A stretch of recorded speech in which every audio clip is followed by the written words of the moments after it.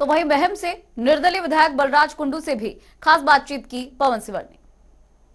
हरियाणा विधानसभा का शीतकालीन सत्र अनिश्चितकाल स्थगित हुआ है, लेकिन सदन की कार्यवाही में कई बार सत्ता पक्ष और विपक्ष के बीच में तल्खी देखने को मिली। इस बीच निर्दलीय विधायक बलराज कुंडू ने भी तमाम मुद्दों पर सरकार को घेरा। इस वक्त बातचीत करने के लिए मेरे साथ बलराज कुंडू है। कुंडू साहब, जो ये सत्र रहा है 4 दिन का, 19 घंटे की कार्यवाही कुल मिलाकर रही, कई मुद्दों पर सत्ता पक्ष और विपक्ष के बीच में तीखी नोकझोंक हुई, लेकिन हरियाणा में जो युवाओं के साथ धोखे का या यूं कहें कि धांधली का जो आरोप विपक्ष का था, उस पर सरकार का, मुख्यमंत्री का जवाब था, उससे आप कितना सहमत है? देखो, मैं एक बात कहना चाहूंगा, वो जो आरोप है वो विपक्ष का नहीं कह सकते आप उसको, विपक्ष का आरोप या मेरा आरोप था। वो आरोप इस प्रदेश के युवाओं का आरोप है, वो आरोप इस प्रदेश के लोगों का आरोप है, और वो आरोप ना होकर वो तो एक सत्य कथा है जो सबके सामने बिल्कुल पूर्ण रूप से देखी गई है। और उसमें जो जवाब, जिस प्रकार का जवाब सरकार की तरफ से, मुख्यमंत्री जी की तरफ से आया है, वो किसी को भी सेटिस्फाई करने वाला नहीं है। पहली बात तो मैं आपके माध्यम से सरकार से और मुख्यमंत्री जी से पूछना चाहता हूं कि जिस प्रकार से मैं बधाई भी देना चाहता हूं एक काम के लिए शत्रुजीत कपूर की विजिलेंस टीम को, जिन्होंने इस कार्रवाई को अंजाम दिया, उसके लिए वो बधाई के पात्र हैं। लेकिन मुझे लगता है ये कार्रवाई होने के बाद में जिस प्रकार से इसका बैकफायर हुआ, इसकी जो प्रतिक्रिया आकर जो सरकार एक बहुत बड़े शक के दायरे में आई, उसकी शायद उम्मीद नहीं थी इनको। पहली बात कि इतना बड़ा केस मिलना एचपीएससी के ऑफिस में, एक ऑफिस में, और इतने बड़े संवैधानिक, एक एचपीएससी जो सबसे बड़ी नौकरी देने वाली संस्था है, जो स्टेट लेवल की सबसे बड़ी जो है एचसीएस एचपीएस और वो लगाने की जो काम करती है, उसके ऑफिस में करोड़ों रुपए की रकम मिलना एक बहुत बड़ा, इससे बड़ा तो कोई कर्मकांड, कोई फ्रॉड, कोई फर्जीवाड़ा हो ही नहीं सकता। नंबर 2, बगैर ये बात किसी को हजम नहीं हो रही कि बगैर बड़े आकाओं के एक एचसीएस लेवल का उप सचिव ऑफिस में इतनी बड़ी रिश्वत ले ले। तीसरा सवाल है कि उसमें सचिव का पद आईएएस के लिए है। ये तो उसके अंदर कुछ दिन पहले ही इसको जो है ना एक परमानेंट उसमें उस नियम में लिया गया, नहीं तो उप सचिव का पद था ही नहीं एचपीएससी के अंदर। चलो वो अभी सदन में ही पता चला कि उसको जो है ना रेगुलराइज कर दिया गया है। लेकिन इतने बड़े एग्जाम, एचपीएससी के एग्जाम के लिए, डेंटल सर्जन के एग्जाम के लिए सीक्रेसी ब्रांच का इतना इंपॉर्टेंट दायित्व, स्ट्रांग रूम का दायित्व जो है ना एक अधिकारी को देना, ये अपने आप में सवाल के दायरे में है। उसके बाद जो विधानसभा के अंदर नेता विपक्ष ने जो चैट का जिक्र किया, जो पढ़ के सुनाया, उसमें एक बहुत बड़े, एक पावरफुल इंसान का जो सीएमओ से जुड़ा हो, उसका नाम उन्होंने लिया, और उस चैट की जो अनिल नागर से जो बात हो रखी वो एचपीएससी के चेयरमैन से हो रखी है। ये कितना बड़ा सवाल है। फिर एक जो उससे पहले भी ये सवाल उठा था कि जो एचपीएससी के चेयरमैन हैं वो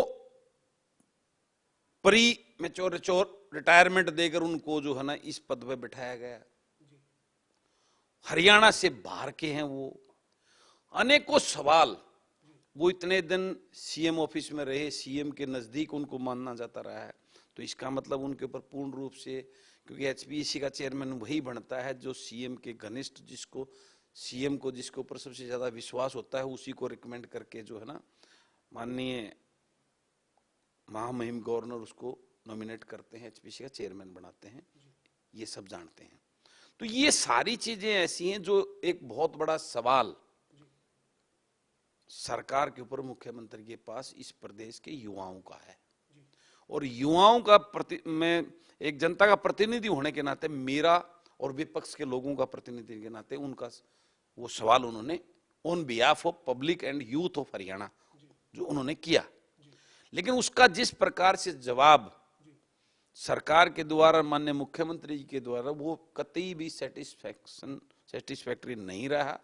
उससे कोई भी सहमत नहीं है। मेरी बात छोड़िए, आप प्रदेश के किसी भी युवा से बात करें तो वो अपने आप में एक बहुत बड़ा सवाल रह गया। क्यों रह गया? क्योंकि सरकार का पूर्ण बहुमत है। जो गठबंधन के सहयोगी सरकार में बैठे हैं, जो बड़ी बड़ी चिंता करते थे प्रदेश की युवाओं के लिए, आज उस गठबंधन के नेताओं ने कहीं चूं तक नहीं किया इसके ऊपर, कहीं बोलने का काम नहीं किया। तो ये बहुत बड़ा दुर्भाग्य है, ये बहुत बड़ी चिंता का विषय इस प्रदेश के लिए, प्रदेश के युवाओं के लिए। कुंडू साहब, इसके साथ ही एक और जानकारी सदन में निकल कर आई कि जिन परिवारों की आर्थिक स्थिति अच्छी है, उन परिवारों में जो बुजुर्ग हैं, जो सम्मान पेंशन ले रहे हैं, अब सरकार ने तय किया है कि एक इनकम का दायरा रखा है, उससे ज्यादा अगर इनकम है तो वो उन बुजुर्गों को सम्मान पेंशन नहीं मिलेगी। आप इस फैसले को कैसे देखते हैं? देखिए, चौधरी देवीलाल ने ये आयु सम्मान थी, आय सम्मान का इसमें जिक्र नहीं किया था उन्होंने। आयु के बेस पे एक वृद्ध सम्मान योजना जो उनका बुढ़ापे का जो है ना एक सहारा, उनका सम्मान देकर इस योजना को शुरू किया था। और आज जिस प्रकार से और गठबंधन में बैठे वो सरकार जो अपने मैनिफेस्टो में पहले तो बताया कि युवाओं का बड़ी चिंता करके आए थे वो, फिर वो वृद्ध पेंशन का जिक्र करके उसका लोभ देके 5100 रुपए घर घर देने का बात किया।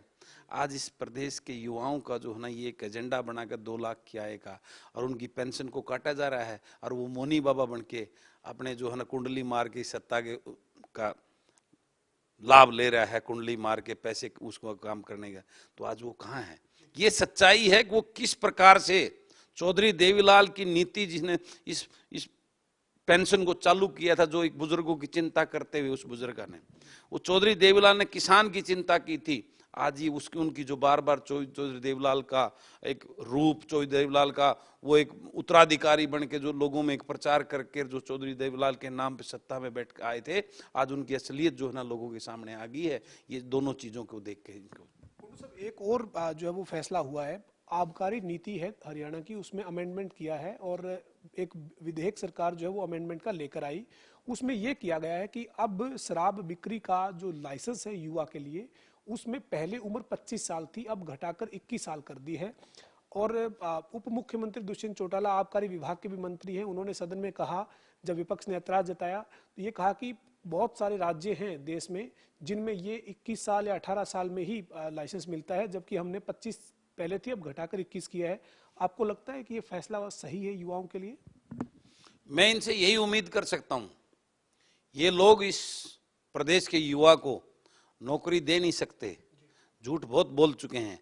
तो अब इन्होंने नया एजेंडा उसको जो है ना नशे का आदी बनाकर अपने गुलाम बनाने के लिए, उसको बर्बाद करने के लिए इन लोगों से यही उम्मीद की जा सकती है, यही उम्मीद की जा सकती है इन लोगों से। ये जो है ना इस बात से इनकी मानसिकता करनी और कथनी का पता लगता है। ये सिर्फ सत्ता भोगने के लिए, इस प्रदेश के युवा के विकास की सोच लेकर नहीं, इस प्रदेश के युवाओं को बर्बाद करने की, ताकि वो बर्बाद रहे और इनका गुलाम बनकर इनका जो है ना इनके पीछे जो इनकी जयकारा करते रहे, ये उस सोच को दर्शाता है ये चीजें। सब अंतिम सवाल है, इस पूरे सत्र में विपक्ष के नाते, आप विपक्ष में इसलिए आप निर्दलीय हैं, लेकिन विपक्ष में विधायकों की सूची में आप है, जो समय दिया गया विधायकों को, विपक्ष में जो बैठे उन विधायकों को, उससे आप संतुष्ट हैं? तमाम मुद्दों पर बात करना चाहते थे, जिन जिन मुद्दों पर आप अपनी बात रखना चाहते थे, रख पाए क्या? देखिए, ये मात्र कहने को 4 दिन का सत्र था। अगर इसका ओवरऑल सीटिंग के अनुसार अगर देखें, 1 दिन में 2 सीटिंग होती हैं, इन्होंने 1-1 सीटिंग का काम किया। ये 2 दिन का ही सत्र था कुल मिला के अगर बात करें। कल इन्होंने थोड़ा सा बढ़ाने के बाद ये मात्र 2.5 दिन का ही मान सकते हैं इसको। 2.5 दिन के अंदर आप कैसे प्रदेश के, मेरे इतने जवलत मुद्दे थे, मेरे मात्र 2 क्वेश्चन लगे, 2 ही क्वेश्चन लगे। मैंने 22 क्वेश्चन लगाए थे, मेरे 12 मैंने कॉलिंग अटेंशन मोशन लगाए थे, उसमें से 2 मेरे अटैच हुए, HPSC के ऊपर और जो एक ओमिक्रॉन इसके ऊपर। तो बाकी इशू उठाए नहीं पाए। मैं तो हैरान हूं, इतने जबलत मुद्दे थे। आज ये वृद्धा की जो पेंशन कम कर दी और इसका वो कर दिया, कर्मचारियों की जो पेंशन है वो इन्होंने खत्म कर दी। जो 35 साल प्रदेश की सेवा करके जो कर्मचारी, सी ग्रेड डी ग्रेड का कर्मचारी, जो उसको 4,000 रुपए भी पेंशन नहीं मिलती, उसका गुजारा भत्ता कैसे होगा बेचारे का? ठीक है, बुजुर्गों की जो है ना पेंशन जो आयु बेस पे होनी चाहिए वो खत्म कर दी। तो मेरा तो ये मुद्दा था, अगर ये इनकी पेंशन सरकार नहीं दे सकती तो एक प्रतिनिधि जिसको ये लोग चुन के भेजते हैं, जो अगर एक दिन की ओथ लेकर भी विधानसभा में आ गया, उसको इतनी मोटी जो है ना पेंशन देने का काम करते हैं, तो ये क्यों? वो पेंशन भी बंद करनी चाहिए, विधानसभा में पारित होना चाहिए। और मैं तो आपको बताना चाहता हूं आपके माध्यम से, मैं आने वाले बजट सत्र के अंदर इस मुद्दे को उठाऊंगा पुरजोर से। अगर नहीं हुई तो मैं कोर्ट में जाऊंगा इस मुद्दे को लेकर। या तो उनकी पेंशन बहाल हो, नहीं तो इन प्रतिनिधियों की पेंशन भी बंद करे सरकार विधानसभा में इसके। हमारे साथ महम से निर्दलीय विधायक बलराज कुंडू थे, जिन्होंने कहा है कि शीतकालीन सत्र महज खानापूर्ति था, चूंकि बहुत छोटा सत्र था, तमाम मुद्दे थे। कई जो वो ध्यानाकर्षण प्रस्ताव कुंडू ने कहा है कि उन्होंने दिए थे, उनको मंजूर नहीं किया गया। केवल 2 ही उनके ध्यानाकर्षण प्रस्ताव को अटैच किया गया था और साथ ही कई ऐसे सवाल थे जिनके ऊपर वो जवाब चाहते थे, उनके जवाब नहीं मिले। साथ ही साथ गठबंधन सरकार को तमाम मुद्दों पर बलराज कुंडू ने घेरा है। वीडियो जर्नलिस्ट विजेंद्र सिंह के साथ पवन सिंह, जनता टीवी, चंडीगढ़।